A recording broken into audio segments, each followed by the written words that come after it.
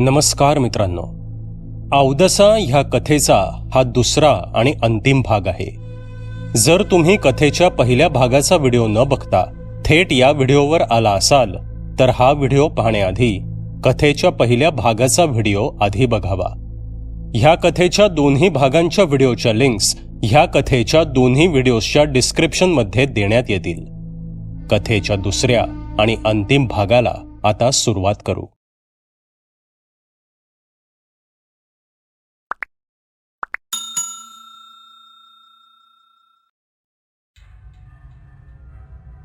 मी पुढे आणखी काही बोलणार तोच मुग्धाने डोळ्यांची उघडझाप करून मला गप्प राहण्याचा इशारा केला.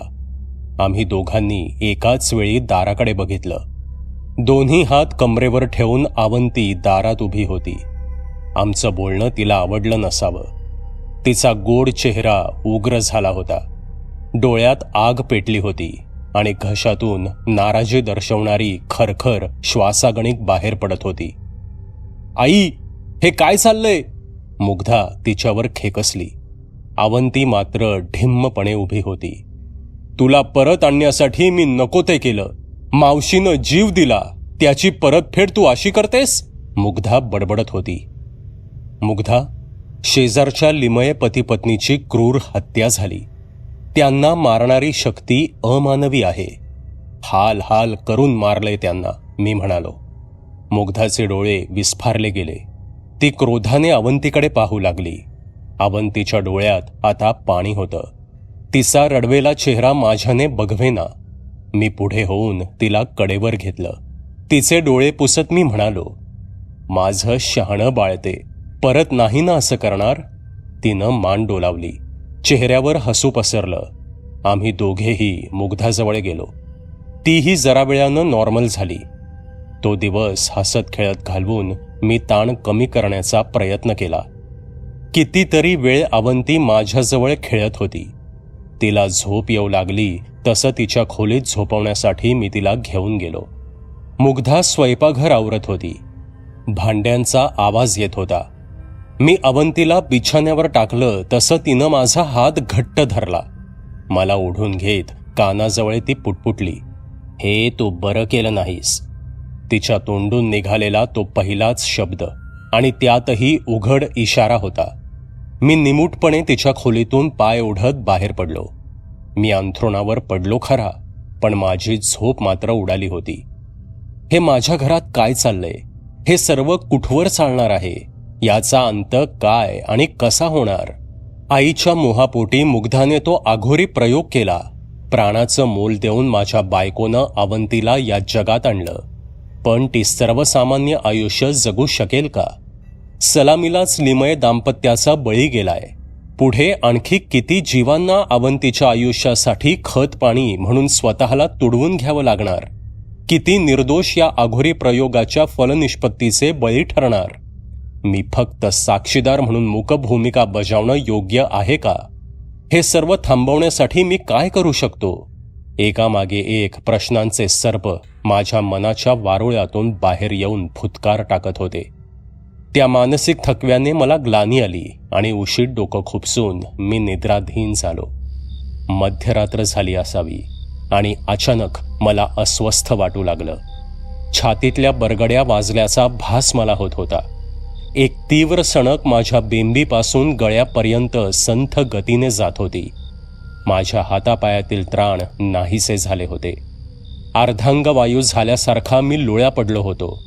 मला जोरात बोंब ठोकावीशी वाटली, पण शब्द फुटत नव्हते.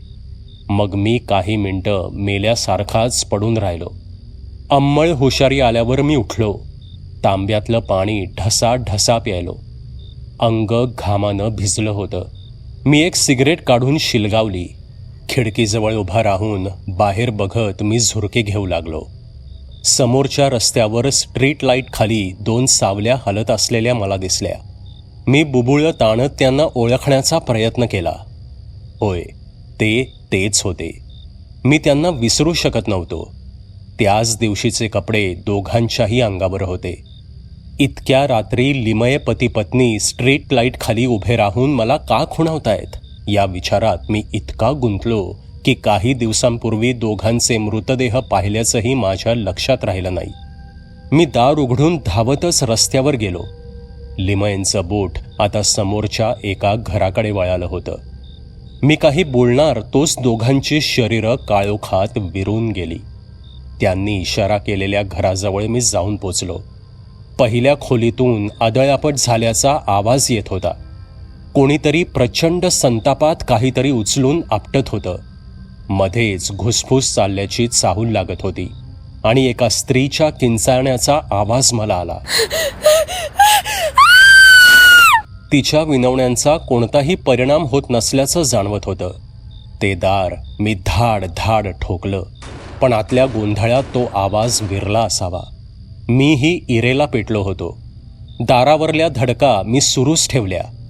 काही वेळाने दाराची कडी उघडल्याचा आवाज झाला. मी पूर्ण ताकदीने दार उघडलं आणि काळोख झाला. माझ्या पायावरून सरपटत काहीतरी दाराबाहेर पळालं, पण मागे प्रचंड दुर्गंधी सोडून तो लिबलिबीत स्पर्श माझ्या अंगावर शहारे उठवून गेला. त्याच्या जाण्यापुरती जणू गेलेली वीज लगेचच परतली. मी गेटपर्यंत धावलो, पण कोणाचाही मागमूस लागला नाही. मी परत त्या खोलीत आलो. नवविवाहित जोडपं होतं ते. त्या तरुणाचं मस्तक अनेकदा भिंतीवर आपटून छिन्न विछिन्न झालं होतं. भिंतीची ती बाजू रक्तानं माखली होती. मघाशी कडी उघडणारी त्याची पत्नी जमिनीवर कोसळली होती. मी तिच्या नाकाजवळ हात नेऊन श्वास तपासला. खेळ संपला होता. तिचा चेहरा आणि त्या खोलीतल्या खुणा तिने केलेल्या प्रतिकाराची साक्ष देत होत्या. सुन्न होऊन मी दारातून बाहेर पडत असताना पायाशी ठोकरल्याने ती वस्तू दूर जाऊन पडली. मंजूळ नाद झाला तिचा. मी पुढे होऊन ती उचलली. ते नाजूक पैंजण होतं. काही महिन्यांपूर्वी मी हौसेने अवंतीच्या पायात घातलेलं. माझ्या डोळ्यात अश्रू दाटले. तसाच मी घरी परतलो. मुग्धाच्या खोलीचं दार सताड उघडं होतं. डबल बेडवर निर्धास्त झोपलेल्या मुग्धा शेजारी अवंती पडली होती.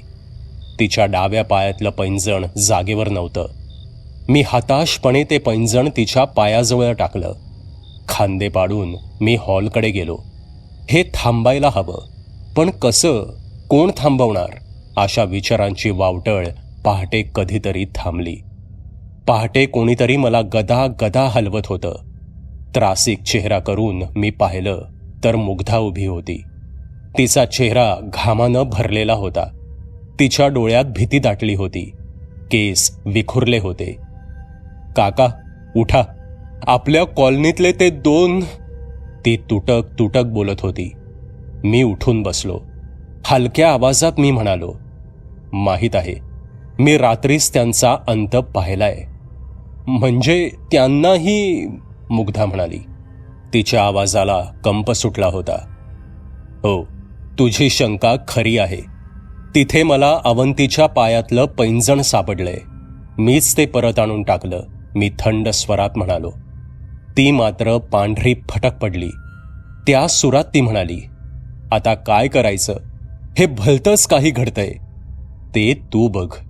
तिला परत पाठवल्याशिवाय गत्यंतर नाहीये. तू जे या जगात आणलंस ते मानवी नाही मुग्धा. या दुनियेत ते रमणार नाही. त्याची भूक मोठी आहे आणि ते अत्यंत पाशवी पद्धतीने ती भूक पूर्ण करतंय, मी ठामपणे सांगितलं. आता या प्रकाराचा सोक्ष मोक्ष लावणं अत्यावश्यक झालं होतं. काका, मला ते शक्य नाही. माझ्या आवाक्या बाहेरचं आहे ते. मुग्धाच्या आवाजात हताशा आणि निराशा होती. काहीतरी मार्ग काढलाच पाहिजे, अन्यथा तुझी आणि माझी गतही त्या 4 जीवांसारखी होईल, मी सांगितलं. काहीच न बोलता ती माघारी वळाली. सकाळी 10 वाजले असावेत. चहा देताना मुग्धाने माझ्या हातात एक पाकीट आणि एक कागद दिला. ती बरीच सावरलेली दिसली. हे बाहेर जाऊन वाचा, तिने पुटपुटत सांगितलं. काही वेळाने घरापासून सुरक्षित अंतरावर पोचून मी त्या कागदाची घडी उघडली आणि त्यातला मजकूर वाचू लागलो. काका, गर्भाधानाचा विधी मला माहीत आहे, पण अवंतीला तिच्या जगात पाठवणं मला शक्य नाही. त्यासाठी प्रचंड सामर्थ्याची गरज आहे. इथे खाली एक पत्ता दिलाय, त्या दिलेल्या पत्त्यावर जा. हे पाकीट तिथल्या बाईच्या हातात द्या. ह्यातून नक्की काहीतरी मार्ग निघेल. तो मजकूर वाचून मी काहीसा गोंधळलो, पण घाई करणं गरजेचं होतं. प्रवासासाठी आवश्यक ते पैसे घेऊन मी लागलीच निघालो. कोकणातलं ते खेडं आधुनिकतेच्या स्पर्शापासून अद्याप बरंच दूर होतं. तासाभराच्या पायपिटीनंतर ते सापडलं. एका कौलारू घराच्या छोट्या अंगणातल्या कोंबड्या उचलून खुराड्यात टाकणाऱ्या म्हाताऱ्याला मी विचारलं, बाबा, सरलाबाई कुठे असतात? त्यानं माझ्याकडे आश्चर्यानं पाहिलं. बहुतेक कित्येक वर्षात सरलाबाईंकडे नव्हे तर त्या गावात कोणी पाहुणा आला नसावा. काहीच न बोलता तो घरात जाऊन एका लहान मुलाला घेऊन आला. माझ्यासोबत त्याला पाठवलं. गावापासून अर्धा किलोमीटरचा तो निर्जन परिसर होता. तिथल्या भयाण शांततेची साथ करत एक टुमदार घर उभं होतं. दुरूनच त्या घराकडे बोट दाखवून ते पोरगं मागच्या मागे पळालं. काटेरी कुंपण ओलांडून मी आत गेलो. साधंच दार होतं. मी कडी वाजवली. काही वेळाने एका महिलेने मान बाहेर डोकावली. मी माझं नाव सांगितलं. तिच्या हातात मुग्धानं दिलेलं पाकीट दिलं. तिने आत येण्याची खूण केली. कमालीचं गूढ भरलं होतं तिथे. त्याची सहजच जाणीव होत होती. खुर्च्यांवर आम्ही समोरासमोर बसलो. या पत्रात काय लिहिलंय ते ठाऊक आहे तुम्हाला? तिने विचारलं. नाही, पण अंदाज आहे, मी म्हणालो.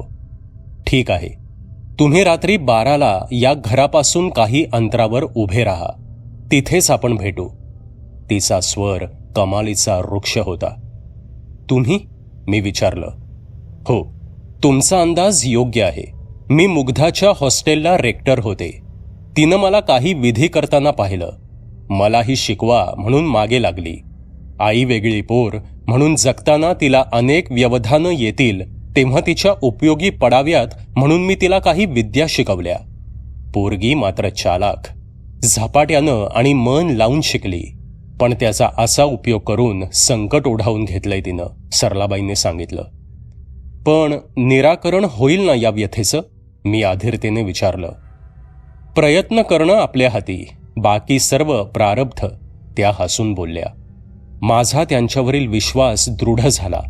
मी मोकळ्या मनाने बाहेर पडलो. पुन्हा तासभर चालून जाणं मला कंटाळवाणं वाटलं, म्हणून मी गावाच्या भोवताली रमतगमत वेळ घालवला. किर्र अंधारी रात्र होती. आभाळ काळं कुट्ट होतं. त्या कोकणी मुलखात सापांची फार भीती, म्हणून मी जपून पावलं उचलत होतो. त्या प्रचंड नागड्या काळोखात माझ्या हातातल्या टॉर्चचा उजेड अगदीच बापुडवाणा भासत होता. सरलाबाईंचं घर नजरेत आलं. घरातले दिवे बंद असावेत. तिथून अंतराचा अंदाज घेत घेत मी पुढे निघालो. ती पायवाट होती. जमिनीवर टॉर्चचा झोत टाकून चालत असतानाच मी थबकलो. त्या अंधारात 2 पांढरे फेक पाय दिसत होते. माझ्या अंगावर शहारा आला. मी टॉर्च वर धरून पाहिलं. काळी चंद्रकळा नेसलेल्या सरलाबाई उभ्या होत्या. मोकळे केस वाऱ्याने उडत होते. कपाळावर मळवट भरला होता. डोळ्यात भरपूर काजळ होतं. त्या सिद्ध होऊन आलेल्या दिसत होत्या. हातातली जडशीळ पिशवी त्यांनी माझ्याकडे दिली. ही जमिनीवर टेकवायची नाही आणि तो टॉर्च बंद करा, त्यांनी सांगितलं. त्यांच्या मागून मी चालू लागलो. तो परिसर त्यांच्या पायाखालचाच असावा. कुठेही न अडखळता त्या सराईतपणे चालत होत्या. मी त्यांच्या पावलावर पाऊल ठेवण्याचा प्रयत्न करत चाललो होतो. एका ओढ्याकाठी पसरलेल्या मोठ्या कातळावर आम्ही पोचलो. तिथे गवत नावालाही नव्हतं.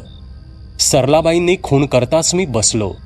त्यांनी एका डबीतून काढलेलं काजळ माझ्या डोळ्यात भरलं. डोळे क्षणभर चुरचुरले. हा विधी सुरू केल्यानंतर तुम्हाला भ्रमित करणारी अनेक दृश्य दिसतील, पण संयम सोडायचा नाही, अन्यथा तुमच्या मुलीऐवजी तुम्हीच त्या जगात जाऊन पोचाल, त्यांनी तंबी दिली. मी शक्य तितका स्थिर होऊन तो विधी निहाळू लागलो. सरलाबाईंनी राखेचा चौकोन आखला.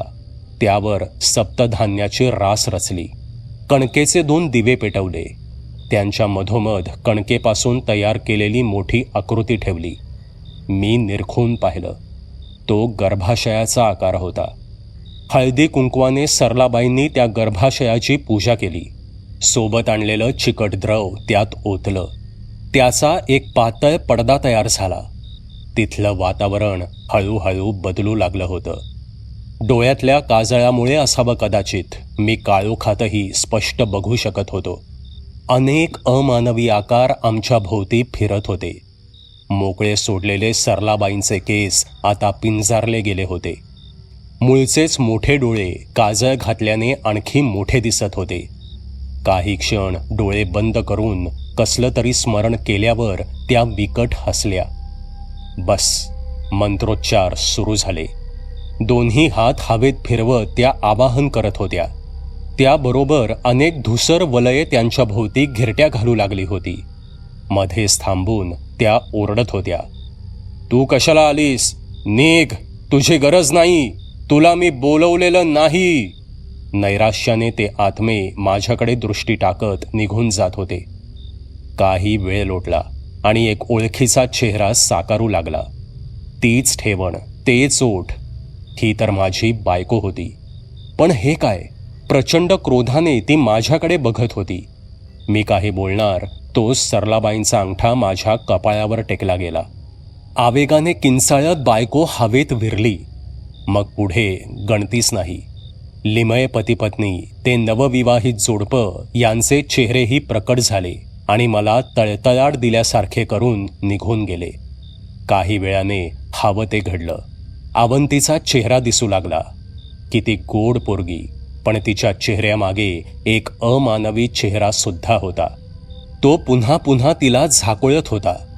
तो दिसताच सरलाबाईंच्या मंत्रोच्चाराला कमालीचा वेग आला. त्या आवाहन करून त्याला साद घालू लागल्या. त्या कातळावर भलताच टोकाचा संघर्ष पेटला होता. अवंतीच्या आत्म्याला पुन्हा गर्भाशयात घालू पाहणाऱ्या सरलाबाई आणि तिथे जाण्याची अजिबात इच्छा नसलेलं ते कितीतरी वेळ ही झटपट चालली होती. शेवटी त्याने सरलाबाईंवर आघात केला. त्यांचा मंत्रोच्चाराचा स्वर गुदमरल्यासारखा होऊ लागला. डोळे विस्फारू लागले. त्या हाताने खूण करून मला तिथून निघून जाण्याचा इशारा करू लागल्या. पण तसं करून चालणार नव्हतं. ही संधी पुन्हा येणार नव्हती. मी श्वास स्थिर केला. ते अगम्य भाषेतले अमोघ मंत्र माझ्या मुखातून बाहेर पडू लागले. अस्खलित उच्चार आणि शब्दघात त्या आसमंतात भरून गेले. अवंती सोडली तर इतर सर्व आत्मे लागलीच नाहीसे झाले. क्षणभरापूर्वी झालेली स्वतःची केविलवाणी अवस्था विसरून सरलाबाई माझ्या तोंडाकडे बघत होत्या. दोन्ही बाहू जमिनीशी समांतर करत मी मुठी उघडल्या. त्या वातावरणातली हवा दोन्ही मुठींच्या पोकळीत सामावून त्या बंद केल्या. कमालीचा जोर लावत दोन्ही हातांचे पंजे त्या गर्भाशयाजवळ नेले. त्या सरशी अवंतीच्या चेहऱ्यामागे दडलेल्या त्या भयंकर चेहऱ्याने भीषण नाद केला. पण आता वेळ संपली होती. मी दोन्ही मुठी त्या गर्भाशयातल्या चिकट द्रवात रित्या केल्या. त्या सरशी तो अमानवी चेहरा त्या द्रवात शिरला. मी ते गर्भाशय आवळून बंद केलं. शेजारच्या दिव्यातलं तेल शिंपडून त्या अभद्र जीवाचं ते आश्रयस्थान जाळून टाकलं. सरलाबाई पिसाटल्यासारख्या माझ्याकडे बघत होत्या. तू तू त्यांच्या तोंडातले शब्द बाहेर येण्यास तयार नव्हते. मला वेळ घालवायचा नव्हता. मी कौशल्याने कमरेला खोचलेली सुरी काढली. डाव्या हाताने सरलाबाईंचे केस घट्ट आवळत उजव्या हाताने त्यांचा गळा चिरला. तिथल्या उष्ण रक्ताची धार माझा हात भिजवत होती. मी समाधानाने हसलो. प्रकृती आणि विकृतीमधल्या संघर्षाला कित्येक युगांची पार्श्वभूमी आहे. एकमेकांवर मात करण्यासाठी दोघांना एकाच माध्यमाचा आधार घ्यावा लागतो. मनुष्यजात स्वतःचा स्वार्थ साधण्यासाठी कोणत्याही टोकाला जाण्याची तयारी असलेली इतकी हिडीस जमात ना पिशाच्यात असते ना प्राण्यात. पिशाच्य काय, जशी वापरावी तशी वापरली जातात. त्यांना ना विवेकबुद्धी असते ना कृत्याची जाणीव. प्राण्यांचं तरी काय वेगळं असतं हो? मनुष्याच्या प्रार्थना जशा देवतांना देवत्व बहाल करतात, तशाच अमानवी शक्तींना प्रार्थना अद्याप शाबूत ठेवून आहेत. मग देव आणि या आघोरी शक्तींना जो तो ज्याच्या त्याच्या वकुबाप्रमाणे मानू लागतो. दोघांच्या उपासनेच्या मागे मूळ प्रेरणा एकच, लोभाची, आशेची, अपेक्षापूर्तीची. याच मार्गाचा मीही एक पथिक होतो. ते देव त्यांच्या कृपा कटाक्षासाठी करावयाची व्रतवैकल्य आणि त्यासाठी पाहावी लागणारी वाट, सर्व काही उभं आणणारं. किड्यामुंगीसारखी या पृथ्वीवर पसरलेल्या क्षुद्र मानवी जीवांपैकी बहुतेकांची पसंती देव म्हणवणाऱ्या तथाकथित सृष्ट शक्तींनाच. या भाविकांच्या अपेक्षासुद्धा त्यांच्यासारख्याच क्षुद्र. आजारपण घालव, संपत्ती दे, संतती दे, दुःख निवारण कर. माझी महत्वाकांक्षा कोणत्याच दैवताकडून पूर्ण होऊ शकणारी नव्हती. मला आघोरी साधनेकडे वळण्या वाचून पर्याय नव्हता. मला अखंड स्वामित्व हवं होतं. या क्षुद्र जगातील दीड दमडीचे लोक मला कायम भीतीच्या सावटाखाली दिसायला हवे होते. त्यासाठी मला स्वतःची फौज तयार करायची होती. म्हणून मला वखवखलेल्या अतृप्त आत्म्यांना पुन्हा जन्म द्यायला लावणं आवश्यक होतं. त्यासाठीची सिद्धीही मी मिळवली होती. पण हा प्रयोग दुसऱ्याच्या हातून करून घेतला तर अधिक फलदायी ठरतो. म्हणून मी एक एक पात्र निवडून फासे फेकण्यास सुरुवात केली. लग्नात छोट्या मुग्धाला पाहिलं आणि मी थक्क झालो. ती एक सशक्त माध्यम होती. तिचा जन्मच कुयोगावर झाला होता. एक सुप्त अनैसर्गिक शक्ती तिला जन्मतः लाभली होती. या शक्तीची तिला जाणीव होण्यासाठी ती घराबाहेर पडणं आवश्यक होतं.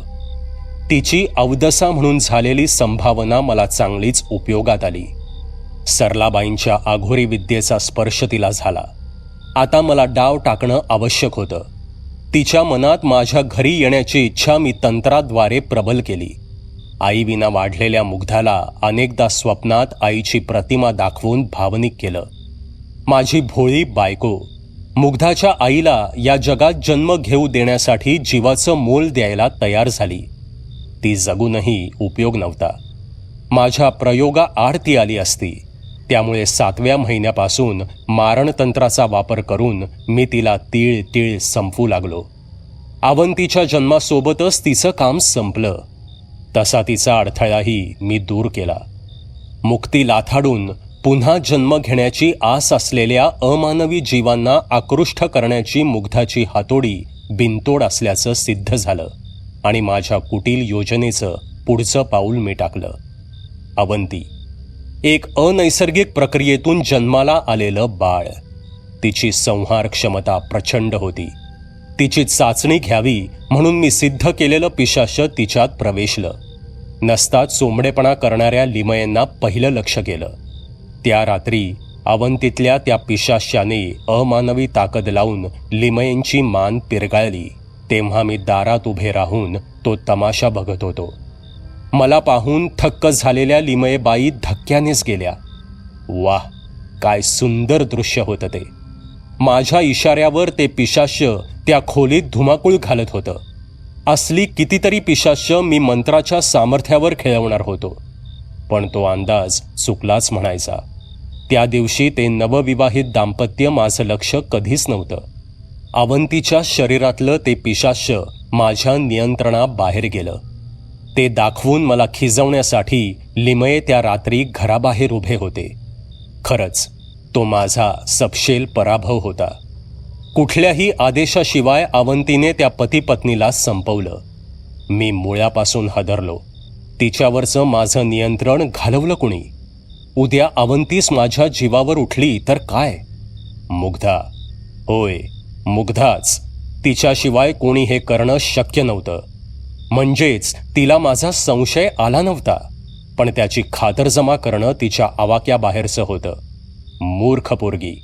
तिचा संशय खरा ठरवण्यासाठी मला सरलाबाईंकडे पाठवून मोकळी झाली.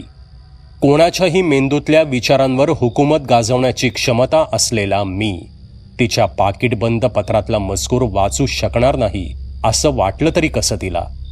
अवंतीमधल्या त्या पिशाच्याचं उच्चाटन करणं मुग्धाच्या आवाक्याबाहेरचं होतं. म्हणून ते पिशाच घालवावं आणि या सर्व प्रकारामागे मी असल्याची खात्री झाल्यास माझाही नायनाट करावा असा सांकेतिक संदेश तिने पत्रातून दिला होता. तसा कोणी सामान्य माणूस असता तर मुग्धा निश्चितच चालाख ठरली असती, पण इथे गाठ माझ्याशी होती. मला पाहिल्याबरोबर सरलाबाईंनी ओळखलं होतं. आघोरी विद्येत तिचा तेवढा अधिकार होताच, पण विविक्षित स्थळी नेल्याशिवाय मला संपवणं तिला शक्य होणार नव्हतं. आणि सर्वात महत्त्वाचं म्हणजे आपला सामना कोणाशी आहे याची तिला पुरेशी कल्पना आली नाही.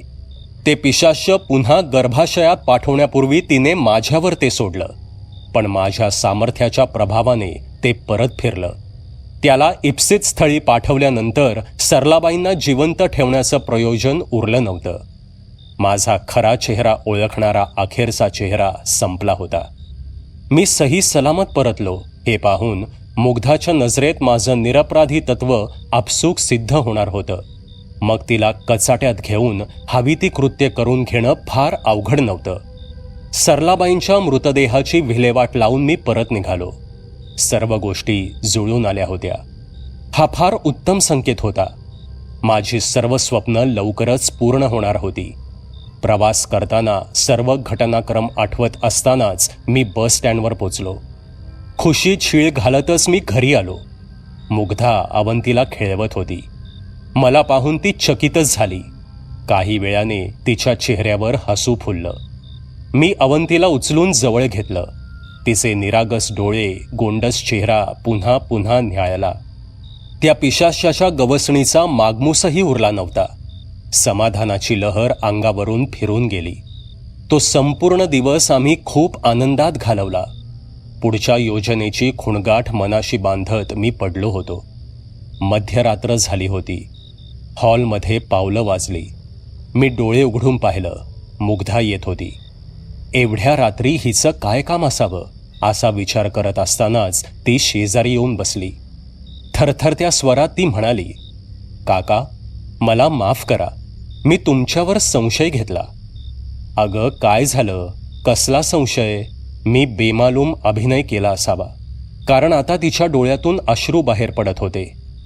जाऊ द्या, मी सांगणार नाही आणि तुम्ही विचारणार नाही. वचन द्या पाहू. तिने हात पुढे केला. वेडाबाई, तू म्हणतेस तसं काहीच विचारणार नाही. दिलं वचन. तिच्या हातावर एक हात ठेवत मी दुसऱ्या हाताने तिचे अश्रू पुसले. ती हलकेच माझ्या कुशीत शिरली. ती रात्र मला कमालीची सुखावून गेली.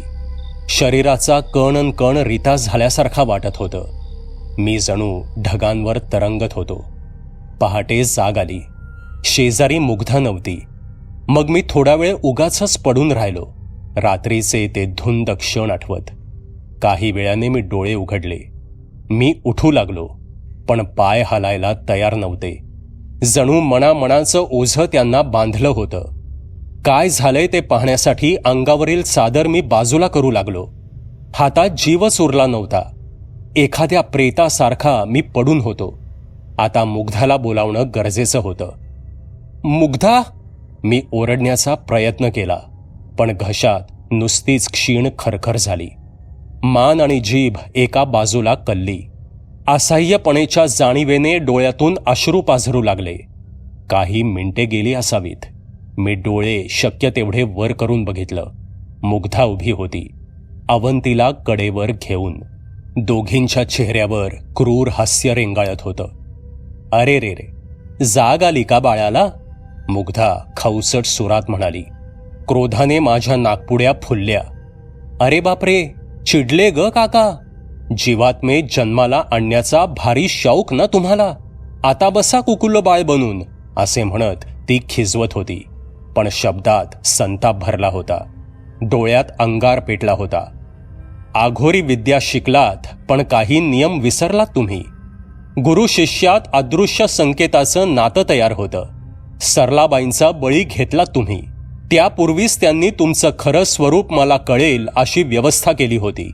तुम्हाला काय वाटलं? मी शारीरिक ओढीने रात्री तुमच्या जवळ आले? तुमची प्राणशक्ती आणि विद्या मला शोषून घ्यायची होती. आता तुम्ही म्हणजे एक जिवंत प्रेत आहात. हीच शिक्षा तुमच्या अघोरी कृत्याला, मुग्धा म्हणाली. मी ऐकण्याखेरीज काहीच करू शकत नव्हतो, शकणारही नव्हतो. 10 वर्ष उलटली. अवंती आता मोठी झाली आहे. किती मोठी?